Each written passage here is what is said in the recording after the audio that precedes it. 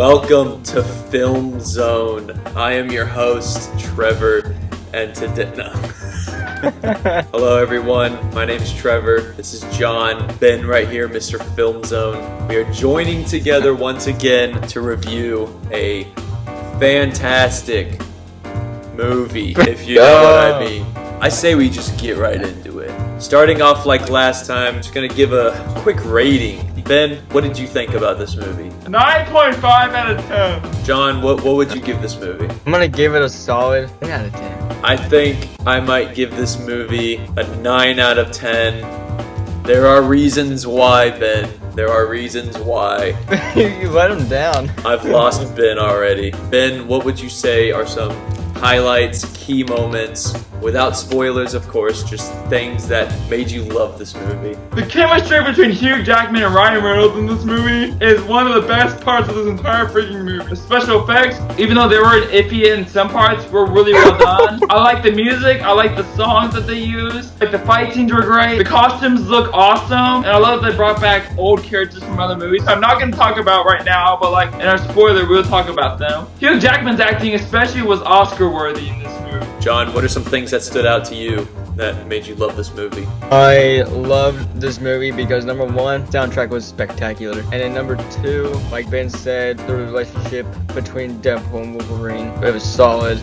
Some really good scenes throughout the movie. It kept me engaged throughout the whole movie, so there was never a point where I was bored. I was just like, dude, it's a solid movie. So the good about this movie, there are so many things. Like they have said before, you got Hugh Jackman and Ryan Reynolds. Best that they've ever been, in my opinion. I do love Hugh Jackman's Logan movie, but I do feel like he just completely brought his character up a notch in this movie. Their chemistry, their banter. Deadpool can get annoying sometimes in his movies, so it's finally good to have someone clash against him, just completely be the complete opposite of him. I love how they integrated the TVA from the Loki TV show. I thought they did that really well. Cassandra Nova, the villain, she was surprisingly really good. I thought she was gonna be like a pretty average villain, and her motives were kind of the same. She just wanted power. Just her backstory, the way she explained it, and just how manipulating she was, I feel like I really enjoyed that part of her. Every variant that we got to see of certain characters were fantastic, and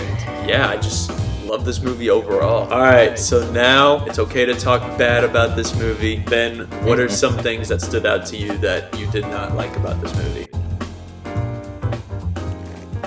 It was too short.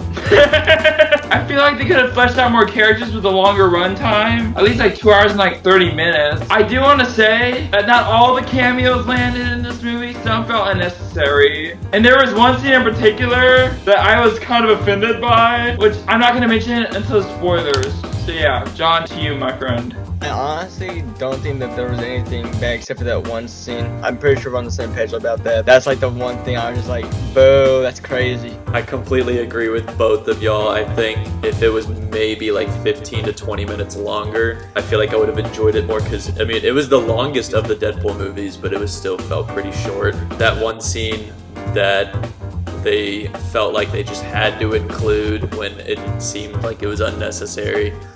And it was in the comics though, but it was in the comics. Like it was supposed to be a reference to a comic book, but like it was still unnecessary. And also, like Ben said, some of the cameos just didn't land. There were some that either felt wasted or they just didn't really resonate with me. Ben, what do you have to say about spoilers? Why did they have to have Wolverine crucified on a giant axe? Why? It was unnecessary. I'm gonna be honest, like Elektra just found unnecessary. Like, who's gonna care about her character? Like, Blade, sure, Gambit, yes, X-23, absolutely, but Elektra, her movies were never that good. The Daredevil movie was not that good. We finally get the mask on. When Wolverine put that mask on in the final fight scene, goosebumps. I've always wanted to see Wolverine wear the suit, wear the mask, and we finally got it. What are some spoilers about this movie that you absolutely loved? Dude, I got you. One of my favorite scenes, one of yours as well, but the band scene when they're just like at it. What? Bro, what are you talking about, man?